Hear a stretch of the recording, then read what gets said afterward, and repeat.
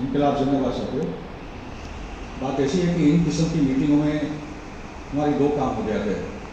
एक तो होता है हमारा डिटॉक्स, मेंटल डिटॉक्स, और दूसरा होता है कि बूस्टर डोज मिलता है यहाँ से। और एक अच्छी बात हो गई कि उम्मीद थी पहला यूएफओ आएगा, तो यूएफओ को पहले यूएचओ आ चुका।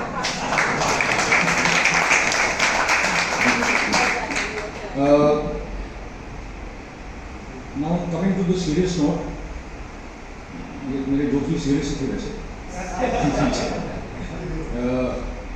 ये लीगल बैटल के दौरान हम लोग कुछ बातें सीखे कि तो आज़ादी के दौरान जो संविधान हमको मिला, वो संविधान को डिफेंड करने वाले लोग इस देश में हैं, उसको समझने वाले लोग इस देश में हैं। उसके स्पिरिट और लेटर को अगर हम लोग ने खड़े होकर डिफेंड कर लिया, तो this constitution will defend the rights of every Indian of this country. That's what we done in the Bombay High Court due to the efforts of Nilesh Oja, Dipali Oja and the entire team, unbelievable team of youngsters, and what Prashant Bhushan and Colin are doing in Delhi. So this constitution and the legal system will work if we want it to work, because the laws are there. This preamble that we have is amongst the most beautiful documents in the world, and it has evolved during the course of our freedom struggle. So those are the values of our struggle and the sacrifice that has brought us this far in the course of this struggle. उसमें मैं वक्त मैं इसमें आना चाहूँगा Ukraine और Russia की तरफ, क्योंकि इसका जिक्र हुआ, इसलिए प्लेटफॉर्म से बोलना बहुत जरूरी है। सत्यों की भी बात हुई। Post 9/11 we are on the world of a massive transition in this world. World Trade Center पे जो बॉम्बिंग, पेंटागन पे जो बॉम्बिंग हुई थी, that was the biggest false flag that we understood. और उसके बाद ये जो कोविड पैंडेमिक है, this is the other major false flag, and this false flag has hit every country. ये जो कोविड पैंडेमिक है, not a single country was spared. जो गवर्नमेंट्स उसके खिलाफ लड़ने की, बेलारूस में नियरली कलर रेवोल्यूशन हुआ था, टांजा का प्रेसिडेंट को तो अगवा करके, किडनैप करके उसको मारा डाला था। तो there was barely any governments that could withstand the attack in this second false flag terror attack. मगर अभी बात ऐसी है, और उसके पहले और एक चीज हो चुकी है, और उसके बाद मैं रशिया यूक्रेन की तरफ आऊंगा कि एक ह्यूमन जीनोम मैपिंग प्रोजेक्ट हो चुका है। All the genes are mapped, all the ethnic groups, and it has been done by people who believe in eugenics, that a supreme master race will survive and they will rule the world. We all are not required, we are not required. और इस बार Russia में जो Ukraine में जाके, और क्यों गया वो भी मैं आपको बताता हूँ, मगर वहाँ 16 अमेरिकन बायोलैब्स मिले हैं, और वहाँ जो पैथोजेंस बनाए जा रहे थे, they were specific to the Slavic people. The pathogens were specific to the Slavic people. तो एक पूरा ह्यूमन जीनोम प्रोजेक्ट हो चुका है, और वो जो पैथोजेंस निकल रहे हैं, नेक्स्ट स्टेज में पता नहीं और क्या क्या आने वाला है।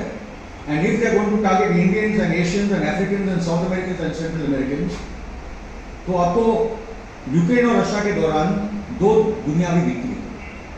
एक दिखती है 15% वाली, north America, US, Canada, New Zealand, Australia, western Europe, जो यूक्रेन चिल्ला रही है।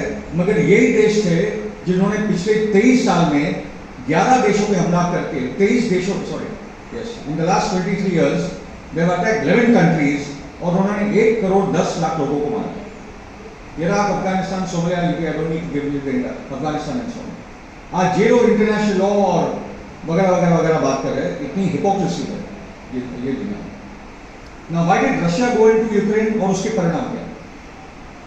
Russia had to go into Ukraine, क्योंकि if Ukraine became part of NATO and tomorrow nuclear missiles were placed on the borders of Russia and Ukraine, then the nuclear missiles were 3 minutes away from Moscow. And Ukraine was a red line understood by even Kissinger and others in America, even Brzezinski. Russia cannot afford to have NATO in Ukraine. They were very clear. Let's stop it.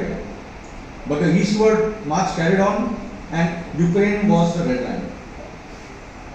So the other part is that the ethnic Russians who were living in Lugansk and Donetsk, वो इलाके में the Ukrainian army was going to launch a major massive attack, और वो एक ethnic cleansing होने वाली है of the ethnic Russian population. तो Russia had to go in and preempt world war 3. Russia ने यूक्रेन में जाने के बाद they have preempted world war 3 because if Ukraine became part of NATO and then article 5 comes into play. NATO का article 5 है कि एक NATO country पे हमला हुआ तो सभी 23-27 कंट्री सब बाद में they have to come together. तो Russia by going in now has preempted world war 3 which is the reality.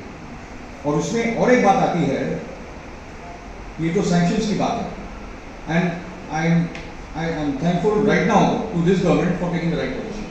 And again goes back to freedom struggle. And again goes back into the principles of the non-aligned movement in that sense. So what has happened that these sanctions that have been brought onto Russia पे sanctions 2014 से ever since Crimea, मगर China और Russia ने already एक दूसरे economic system बना ली है which counters the SWIFT banking system. So China and Russia have done that. दूसरा है कि हम लोगों ने लीबिया और इराक के टाइम पे भी देखा था कि जो सरकारें अपना सोना और अपना पैसा लंदन और न्यूयॉर्क के बैंक्स में रखती है उस टाइम पूरा जब्त हो जाता है, वो लूट डाल देते हैं. They just take away gold. They run it to Venezuela, they run it to other countries. So the point is कि there is one person जिसका नाम हमको अभी समझना पड़ेगा, जानना पड़ेगा, उसका नाम है सर्गेई ग्लाज़ेव. वो एक इकोनॉमिस्ट है जो पुतिन को लगातार 1999 से मदद कर रहा है कि defend Russia from the oligarchs. We have oligarchs in our country who are running the country. We have oligarchs in America. We have oligarchs in London. This is not only about Russian oligarchy. So how the corporate oligarchy mafia, be it from the pharma or the weapons or the surveillance industry or the internet cabal that is actually ruling the world, जो अशोक भाई बार-बार बोलते हैं, ये पूरी oligarchy को से आप अपने देश को कैसे बचाओगे? अभी ये हमारी लड़ाई का भी हिस्सा भारत में हो सकेगा बन चुका है. जो किसानों ने किसानी बचाई अडानी और अंबानी का वो माफिया वाली बिल से. That our farmers have done for us, and our farmers have fought this battle for the farmers of the world. क्योंकि सबसे ज़्यादा किसान अगर दुनिया में है तो वो भारत में. 60% of our people are still dependent on agriculture. So this war in Ukraine is not about Russia versus Ukraine. It is about Russia versus NATO. It is about Russia against the US. And एक saying है कि America will fight Russia till the last Ukraine. और हमको वही समझना है कि जैसे यूक्रेन का इस्तेमाल रशिया के खिलाफ किया, वो भारत का इस्तेमाल चीन के खिलाफ करने वाले. That we will fight China till the last Indian. That is why the Indo Pacific, that is why this quadrilateral, that is why India was being ready for this battle against China. मगर इस दौरान क्या हुआ है कि India has decided to go with Russia, so has Pakistan, so has Iran, so has Turkey, so has Saudi. I am quite surprised, very surprised. South Africa, Cyril Ramaphosa for president, yes, we are standing. All of Africa is standing.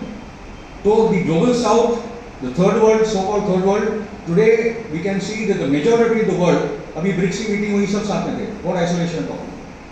So we are clearly seeing Biden 2 दिन पहले बोल चुका है कि new world order बनाने वाले, वो तो बुश भी बोल चुका है, उसके पहले 60 से न्यू वर्ल्ड ऑर्डर की परिभाषा उनकी चल रही है. मगर एक नई दुनिया तो हमको बनानी है, और वो नई दुनिया एक नई अर्थव्यवस्था, एक नई स्वास्थ्य व्यवस्था पे बने. ये I think awaken India movement से लेकर यूएचओ से लेकर आईबीए की जो को मिलकर जो एक लड़ाई चल रही है. The part about the Russian invasion of Ukraine they gone about very slowly.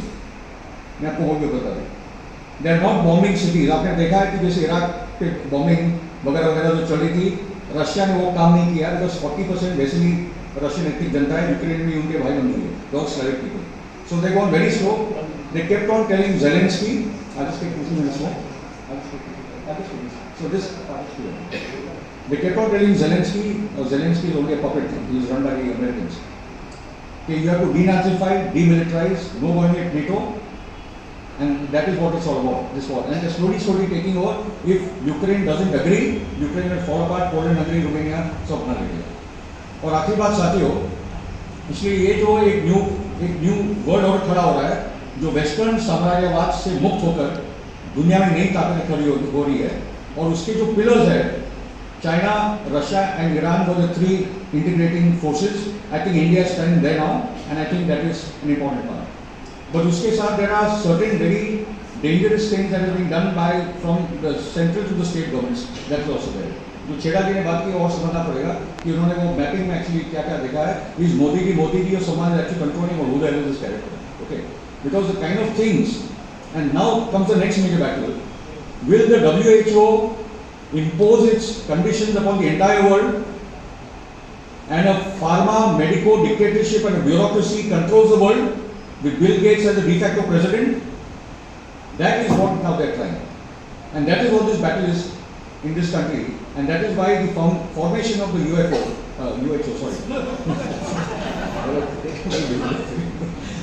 the formation of the UHO is so very important, because we needed help. There were not many doctors coming to the forefront, not many journalists coming to the forefront. Ashok was by there, we built a team of honest journalists from them, they are more now. तो आंदोलनकारी, पत्रकार, doctors, वकील, ये सब जो भारत की ताकत है, हम लोग एकजुट हो जाएंगे तो वर्ल्ड हेल्थ ऑर्गेनाइजेशन हो, नेटो हो, पेंटागन हो, सबको हरा देंगे और भारत एक दिशा दिखा देगा ये पूरे संघर्ष को। धन्यवाद।